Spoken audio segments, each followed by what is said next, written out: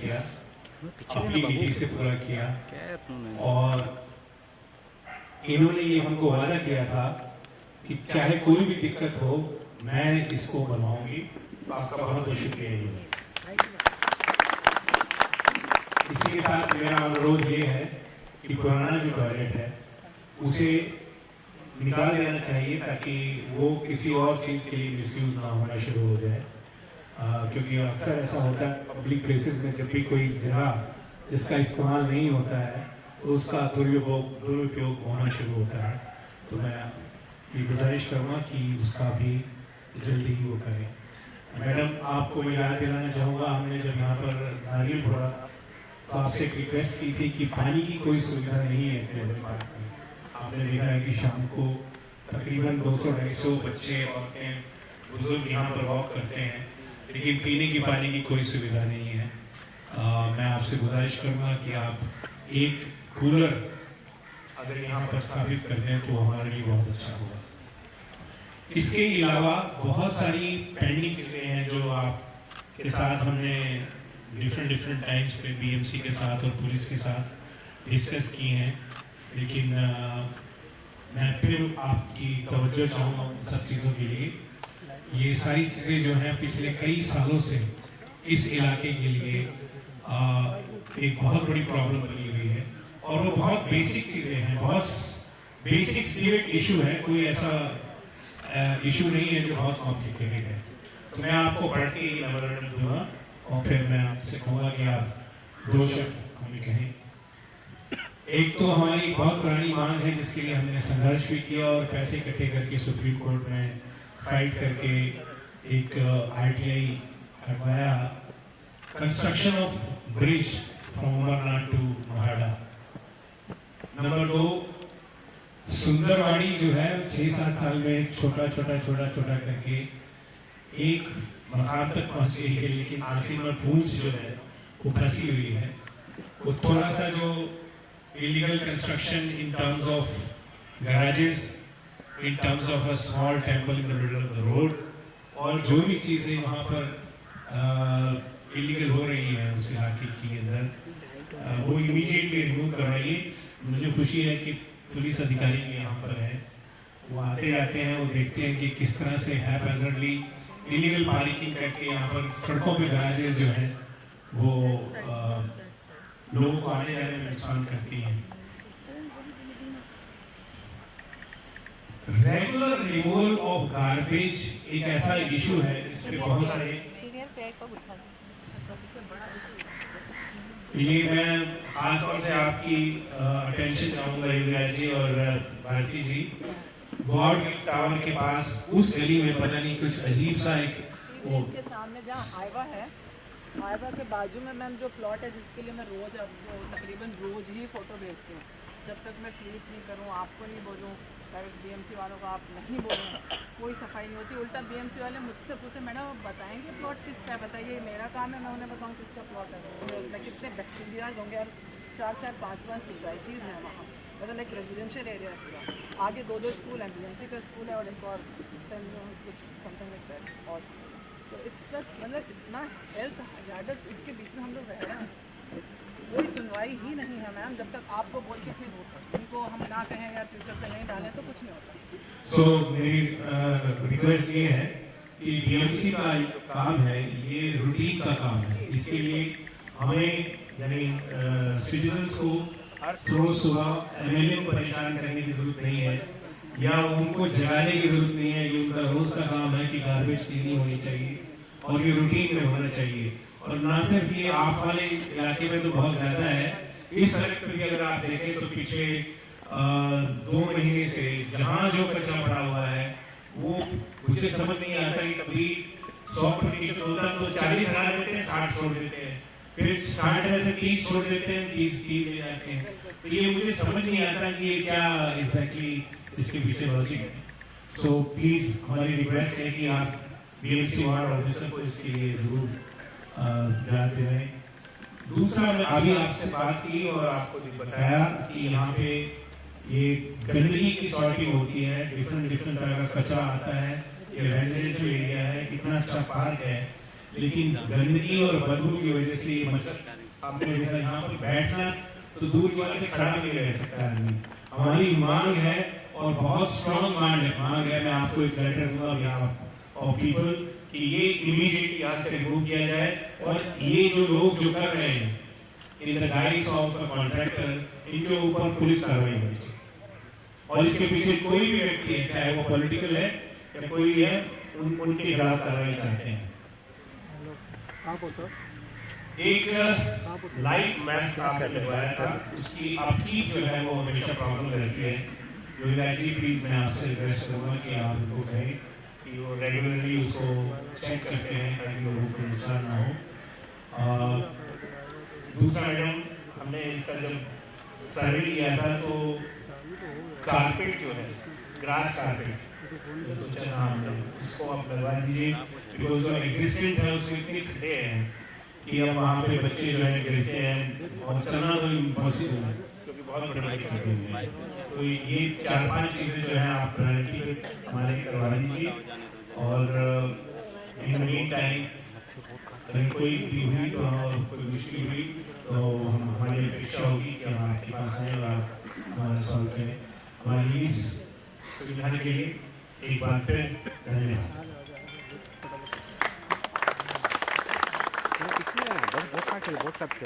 Shankar madam पीछे बैठो। धन्यवाद शशि जी, और यहाँ बैठे हुए मेरे सारे भाई और बहनों, यानी रोड में रहने वाले, हमेशा मिलते हैं हम लोग और हमेशा हम ट्राई करते हैं कि यहाँ की जितनी भी समस्याएं होंगी उसका हल निकालें।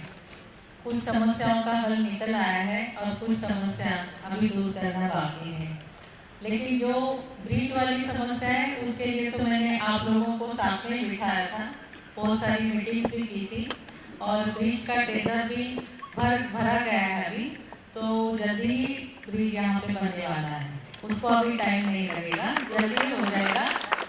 और ऐसा ही सब माहौल में हम लोग उसका नारियल फोड़ेंगे, जल्दी फोड़ेंगे। क्या बात। दूसरी बात, आपने यहाँ पे बताया कि जो बाजू वाला प्लॉट है जो आपके लिए प्रॉब्लमेटिक हो रहा है, तो वहाँ पे जो भी चल रहा है उसकी मालूमात मैं ले लेती हूँ, लेकिन आपका एक लेटर चाहिए मुझे कि हमें यारी रोड में इस जगह पे ये सेग्रीगेशन का जो प्लांट है या कुछ डंपिंग है जो भी है वो यहाँ से निकाल दीजिए, ऐसा सीधा लेकर आप दे दीजिए कि यहाँ पे ये बीएमसी ना करें, तो कैंसिल करने के लिए या शिफ्ट करने के लिए मैं प्रयास करूँगी, क्योंकि बहुत सारी जगह सेग्रीगेशन के प्लॉट हैं तो उसमें शायद ये यहाँ पे दिया गया होगा, तो हम लोग कैंसिल करवाने के लिए कोशिश करेंगे।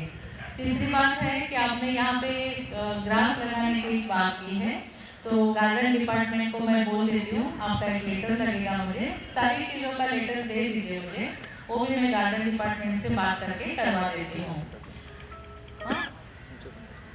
हाँ, अगर गार्डन फंड से नहीं होता है तो मेरा फंड तो आपके लिए है ही ना, करेंगे हम लोग। और आपके फंड से पानी लगा करवा दीजिए। वो तो मैं तुरंत करवा देती हूँ, उसको टाइम नहीं लगेगा, वो मेरे फंड से हो जाएगा। बड़ा वाला फैन भी करवा देती हूँ, अभी बच्चों के लिए मैंने करवा दिया है, यहाँ पे फैन लगवा दिया है उस गार्डन में जो बच्चे पढ़ते हैं, तो डिमांड की थी तो मैंने तुरंत फैन लगवा दिए हैं।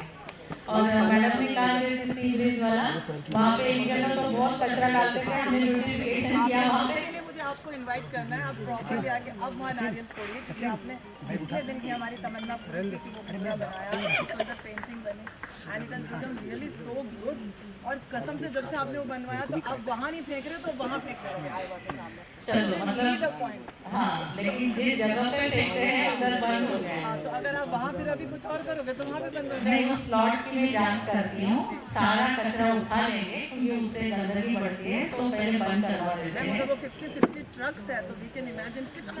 मैं करवा देती हूँ, डोंट वरी, मैं करवा देती हूँ। हाँ, जितना भी होगा कोई फर्क नहीं पड़ता है, हम लोग करवा देंगे। हम आपको मतलब एक बार इनवाइट करना चाहते हैं जहाँ आपने वो ब्यूटिफिकेशन हमारा किया है, so we want you to be there, all the societies जितने भी आसपास के, इवन यहाँ के मेंबर्स, जैसे हम इनके साथ हैं ये भी हमारे साथ हैं, जरूर मैडम, सो एक दिन हमारे लिए टाइम दीजिए, मैं जयेश को बोलूँगी हमारे एरिया से जयेश और हम भी कुछ कहना चाहते हैं, कुत्ते का जो कुछ भी ये रहता है वो रहता है।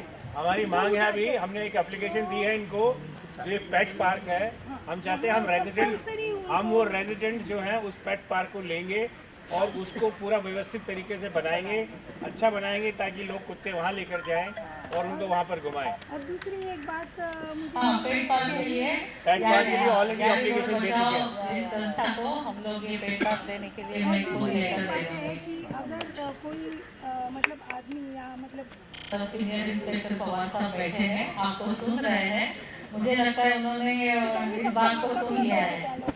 विनंती है, पुलिस पेट्रोलिंग होती है और ये जो है विधि 10-15 मिनट का है, तो इसमें जस्ट लोग रिक्शा का नंबर एक जस्ट क्लिक करो और उनको पर्सनली भेजो। वेबसाइट पे नंबर है सबका पुलिस का, नंबर आपके सामने शेयर करो।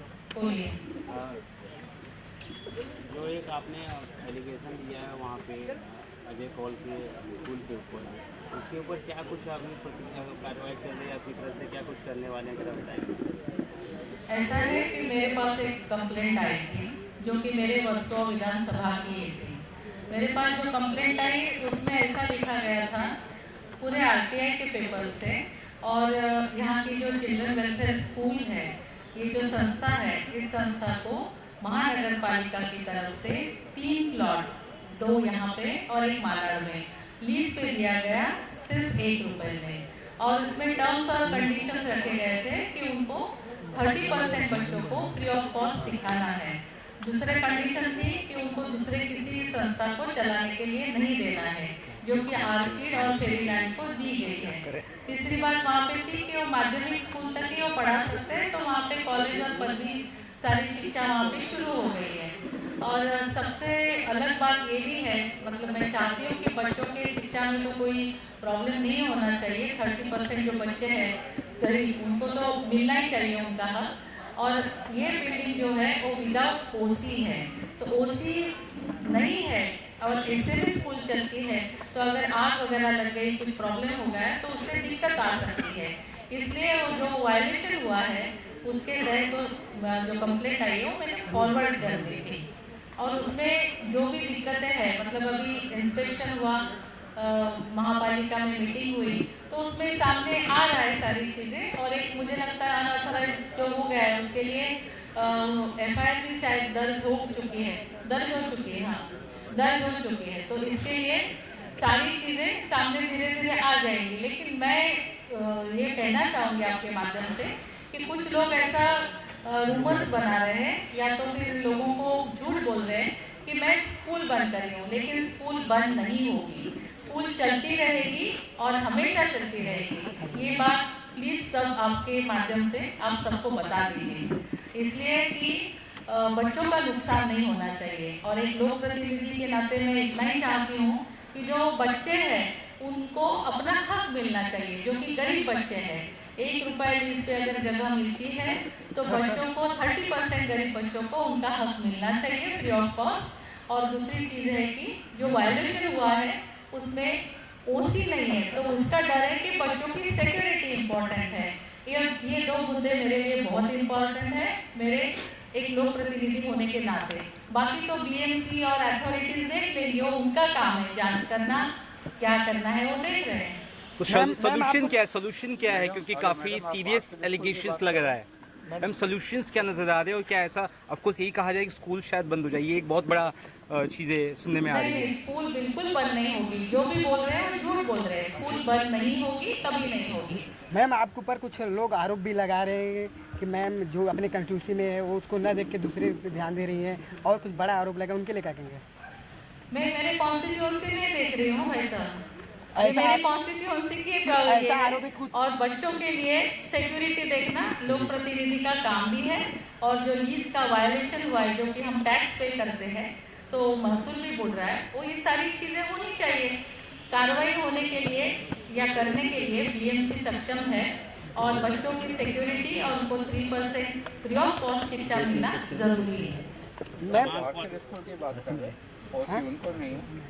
नहीं, OCCWC को उनको भी नहीं, हाँ, कई जगह पे स्कूल सेफ्टी नहीं है। हाँ सेफ्टी नहीं है। जैसे आपने बोला कि आग लग जाए हाँ, तो बच्चे क्या करेंगे? हाँ तो ये इसीलिए मैंने एक लोक प्रतिनिधि के नाते ये मुद्दा उठाया, क्योंकि बच्चों की सिक्योरिटी बहुत इम्पोर्टेंट है। चालू कैसे किया है स्कूल? ये तो हमें बीएमसी को ही पूछना पड़ेगा, क्योंकि ये गलती उन्हीं की है कि उन्होंने देखा नहीं। लेकिन इतने सालों से अगर चल ही रहा था ना मैम, इतने सालों से प्रेस कॉन्फ्रेंस में तमाम उन्होंने डॉक्यूमेंट्स दिखाया कि हमारा सब लीगली रूप से हम पिछले कई साल से काम कर रहे हैं, अचानक से हमारे ऊपर इस तरह से एलिगेशन लिया जाता है। तो उसको लेके क्या कुछ प्रतिक्रिया है आपकी? प्लस उन्होंने कहा कि हमारे सपोर्ट में पूरा वर्सोवा है, वर्सोवा की जनता हमारे साथ खड़ी है और बड़े सारे पॉलिटिकल लोग भी विजिट कर रहे हैं वहाँ पे। तो क्या कुछ एजेंडा है पॉलिटिकल इशूज़? देखिए जो भी सबूत होंगे उनके पास उन्होंने ज़रूर दिखाया हो, लेकिन आरटीआई से जो सबूत निकले हैं उसके ऊपर हम ध्यान देते हैं तो बहुत सारे सबूत ऐसे हैं कि उसका वायलेशन निकला है, नहीं तो एफआईआर नहीं होती, क्योंकि लगभग 14,000 स्क्वायर फीट का अनऑथराइज निकला है, उसकी एफआईआर हो चुकी है। और बाकी जो वायलेशन मैं आपको बता रही हूँ तो मतलब इट्स सीरियस, तो इसके बारे में हम लोगों को भी सोचना चाहिए, सेफ्टी के बारे में। जैसे भाई साहब ने बोला सेफ्टी इज इम्पोर्टेंट और गरीब बच्चों का हक भी बहुत इम्पोर्टेंट है, ऐसा मुझे लगता है। बाकी इसमें राजनीति नहीं लानी चाहिए, ये तो सामाजिक मुद्दा है और लार्ज पब्लिक इंटरेस्ट का मुद्दा है, इसीलिए मैं एक लोक प्रतिनिधि के नाते बोल रही हूँ। अगर ऐसे मुद्दे मैं नहीं उठाऊंगी, उसका हल नहीं ढूंढूंगी तो लोक प्रतिनिधि बनने का कोई फायदा ही नहीं है। और हमारे जो नेता है मोदी जी, उनके रास्ते पे हम चलते हैं, न खाएंगे न खाने देंगे। क्या बात।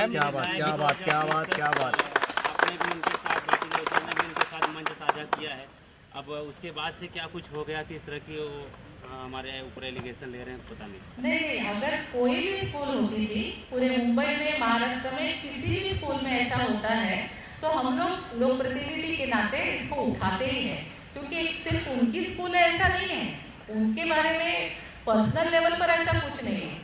अगर किसी से गलती होती है या जानबूझकर होती है या तो अनदेखा होता है तो गलती कानून के सामने सब समान है। तो मुझे लगता है कि जो हुआ है वो कानूनी कार्रवाई के तौर पर होगा और यहाँ पे राजनीति प्लीज मत लेके आइए। मैम कहा जा रहा है आपने बैठक लिया, बैठक के बाद आपको आपने दबाव डाला, उसको तेज कार्रवाई ऐसा कहना अजय सर का, और इस मामले में मुंबई अध्यक्ष बीजेपी को उनको भी लेटर लिखा गया है। अच्छी बातें लिखे गए हैं तो, क्योंकि ये सारी चीज़ें सबके सामने आनी भी जरूरी है, लेकिन अगर कहीं पर भी ऐसा होता है, कोई भी स्कूल में होता है तो हम लोग मुद्दा उठाएंगे, ये हमारा कर्तव्य है, इसमें राजनीति लानी नहीं चाहिए, ऐसा फिर से मैं बोल रही हूँ। Thank you ma'am, thank you. Illegal चालू किया है तो आपने बोला बीएमसी बंद करा सकती है। बीएमसी बंद नहीं करेगी, बंद करेंगे नहीं, बीएमसी को हैंडओवर हो सकता है, स्कूल तो चलती रहेगी। अगर ऐसा होगा तो वो बीएमसी डिसीजन लेगी, उनका जो है सब कागजात लेके करेंगे, लेकिन आरटीआई में जो कागजात आए हैं उसके तहत जो मीटिंग में देखा गया वो इंस्पेक्शन हो चुका है, बाकी चीजें आ जाएगी धीरे धीरे बाहर। Ma'am thank you. यहाँ पे दोनों साइड पे पार्किंग होती है सर, और शाम के वक्त अभी आप देखेंगे तो निकलना मुश्किल होता है और अक्सर रात को लड़के लड़कियां बैठ के, ये डेड एंड है, तो प्लीज यहाँ पे नो पार्किंग एक साइड पे करवा दीजिए। जगह पार्किंग के लिए बहुत है, लेकिन लोग इतने सुस्त हैं कि बजाय उस साइड जाके पार्क करें, सामने सी सड़क पे डबल पार्क करना। सो प्लीज एक साइड पे आप नो पार्किंग करवा दीजिए दोनों साइड, ताकि थोड़ा सा व्यवस्था बन सके। और ये प्लीज आपकी जो वैन आती है यहाँ पे, उनको कहें कि जरा डिफरेंट टाइम पे चक्कर डालें, बिकॉज ये हमारी जो वाइन शॉप है इस पे लोग इकट्ठा होकर शराब लेते हैं और फिर यहाँ आके पीते हैं और फिर बोतल फोड़ के और तरह की चीजें, आजकल मोबाइल के ऊपर फोटो खींचना, ये इस तरह की चीजें बहुत होती हैं यहाँ पे प्लीज। और लेडीज और बच्चों के लिए रात को बहुत मुश्किल है, निकलना मुश्किल है रोड से रात में वाइन शॉप के आसपास। तो एक जरा थोड़ा सा आप इनको भी, वाइन शॉप वालों को भी आगाह कीजिए कि आप पब्लिक न्यूसेंस नहीं क्रिएट कर सकते just because you are shop. Thank you sir, thank you.